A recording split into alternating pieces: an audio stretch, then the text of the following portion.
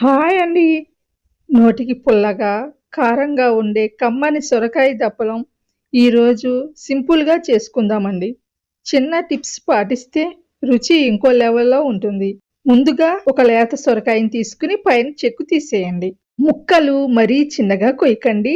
పులుసులో ఉడికేటప్పుడు కరిగిపోతాయి కాబట్టి వీడియోలో చూపిస్తున్నట్లుగా మీడియం సైజులో కోసుకోండి. అలాగే ఒక పెద్ద సైజు ఉల్లిపాయ, ఒక పెద్ద సైజు టమాటా, 3 పచ్చిమిర్చిని కూడా కట్ చేసి పక్కన పెట్టుకోండి. ఒక 20 గ్రాముల చింతపండు నానబెట్టుకుని పక్కన ఉంచండి. ఇప్పుడు స్టవ్ వెలిగించి పాన్ పెట్టుకుని 1 టేబుల్ స్పూన్ ఆయిల్ వేయండి. నూనె కాగాక 2, 3 దంచిన వెల్లుల్లి రెమ్మలు, 3 ఎండుమిర్చి వేయండి.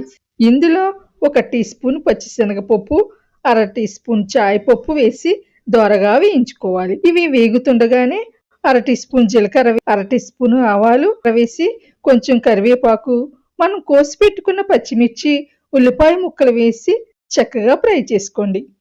ఉల్లిపాయలు కొంచెం వేగాక కోసి పెట్టుకున్న సొరకాయ ముక్కలను వేసేయండి. ఇప్పుడు ఇందులో రుచికి సరిపడా గల్లుప్పు వేసుకోండి. గల్లుప్పు వేసుకుంటేనే దప్పలానికి అసలైన రుచి వస్తుందండి. ఇప్పుడు మూత పెట్టి ఒక 5 నిమిషాల పాటు తక్కువ మంట మీద మగ్గించుకోవాలి. ఇలా మగ్గించడం వల్ల సొరకాయలోని పచ్చివాసన పోతుంది. 5 నిమిషాల తరువాత మూత తీసి పావు టీ స్పూన్ పసుపు, అర టీ స్పూన్ అల్లం వెల్లుల్లి పేస్ట్ వేయండి. ఇక్కడ ఇంకొక విషయం అండి, అల్లం వెల్లుల్లి పేస్ట్ అప్పటికప్పుడు దంచినది వాడితే ఆ వాసన అదిరిపోతుందండి.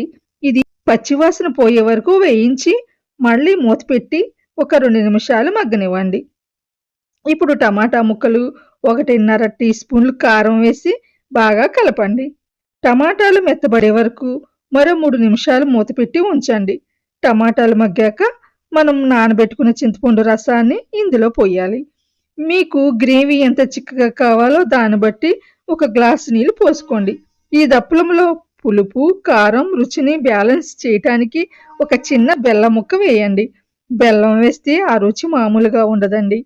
ఇప్పుడు మూత పెట్టి ఒక 10 నిమిషాల పాటు మీడియం మంట మీద ఉడికించుకోవాలి. చూడండి, పులుసు చక్కగా దగ్గర పడి ముక్కలు భలే ఉడికాయి. దప్పలం మరీ నీళ్ళలా ఉండకూడదు. కొంచెం చిక్కగా ఉంటేనే అన్నంలోకి బాగుంటుంది. ఆఖరున కొంచెం కొత్తిమీర చల్లుకుని స్టవ్ ఆఫ్ చేసేయండి. అంతేనండి, కమ్మని సొరకాయ దప్పలం రెడీ. మీరు కూడా ట్రై చేసి ఎలా వచ్చిందో కామెంట్లో చెప్పండి. మీకు నచ్చితే లైక్ చేయండి.